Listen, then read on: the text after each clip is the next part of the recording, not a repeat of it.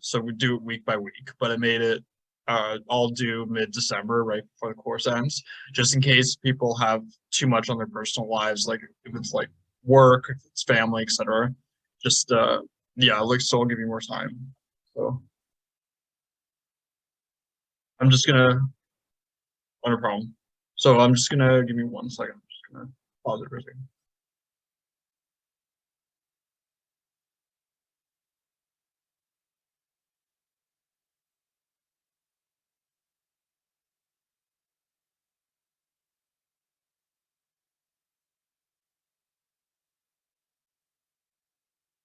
So we're gonna go through these learning objectives. We're gonna go through the 10 key concepts to retain for a lifetime, what economics is, what the role of economic theory is in economics, what the difference between microeconomics is from macroeconomics, and what positive economics is from normative economics. We're going to talk about the trade-offs, opportunity cost, and attainable combinations, scarce resources, production possibilities analysis, increasing opportunity cost, and economic growth. We're going to go through economic growth and international trade, and how they increase consumption. So the individual faces trade-offs, opportunity costs, choosing a little more or less, and the influence of incentives. And then we go through specialization of trade, the effectiveness of markets, the role of governance, production and standard of living, money and inflation, inflation and employment trade-off. So economics is concerned with the efficient use of scarce resources to obtain the maximum satisfaction of society's unlimited wants. So it's focused on we only can we can choose one thing over another, and we can't have both. We can only like we have to choose one thing, and then there's a trade-off to it because there's so let's say if we want to have cars, so we want to have cars. We benefit through going from A to B, but the cost is environmental degradation. So that's what happens. So that's trade-off. So that's trade-off. And also we need like we can choose to uh like we can choose to build like we can choose to build something, but we have to choose not to build something else. Our resources are limited. Yeah, so like the resources are limited, so we have to we have to choose basically. Yeah. So we have to make choices that are best, which is the satisfaction a person gets from consuming a good or service. So you so so you want marginal benefit, uh you want the marginal benefit equal to marginal cost to make it most efficient. So in this case, you want to operate when marginal benefit equals marginal cost. Yeah, that's most efficient.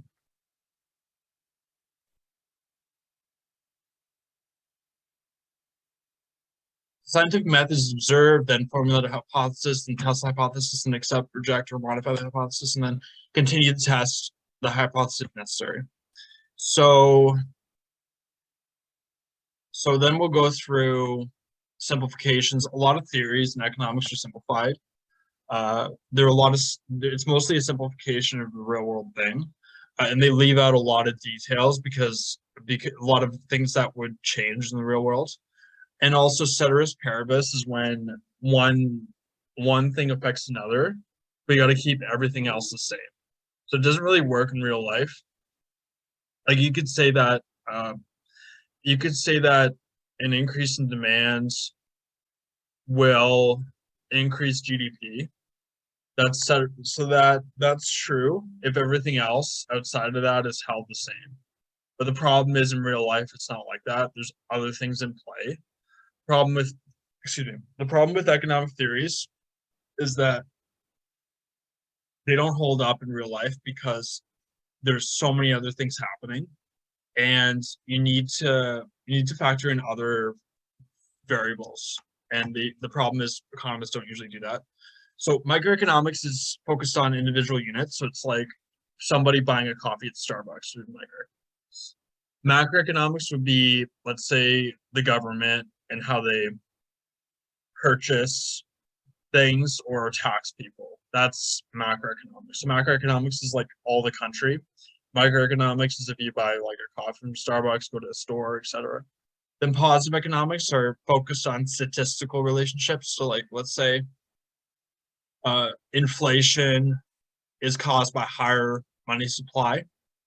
And then normative economics is mostly focused on like opinions. Like you say, oh, I am a huge fan of Keynesian, like you could say Keynesian economics works all the time. That would be normative economics.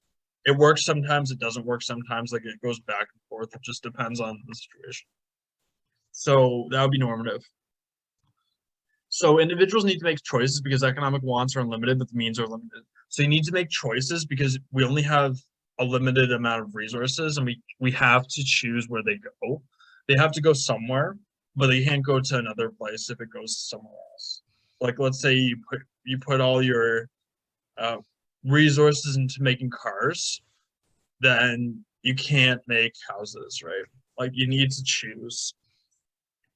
And so there's limited income slash resources, but there is unlimited wants. So you just keep wanting things, but you got to choose what you can, like you got to choose what to, like what you can have because you only have limited resources. So the problem with this graph, like this chart here, is Canada's fourth in average income. However, there's a lot of problems with inequality. The richest 1% of Canada owns about half of the wealth of Canada, and then the other 99% owns the other half of wealth. And the problem, and that's a big problem because the the richest 1% are doing very well and they don't have any problems with income. But people that are in the 99%, they have a lot of issues with paying for housing, a lot of other expenses, and the distribution of income is very unequal in Canada. So the budget line. It shows what we can afford with limited resources.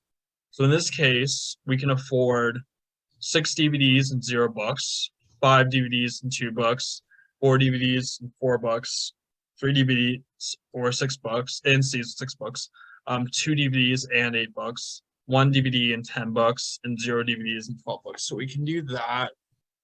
Those are all along this line. So anything along this line we can do.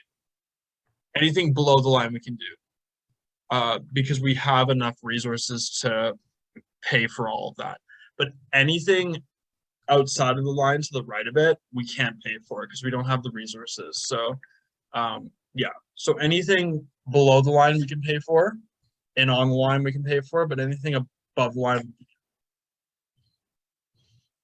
So scarce resources that we have are land, labor, human capital, investment, entrepreneurial ability. So human capital is like education and our labor. So entrepreneurs, they take initiative, they make business decisions and innovate and bear risk. So being an entrepreneur is good. The reason why it's good is because almost all wealth flows to the entrepreneur. However, all the risk goes to the entrepreneur.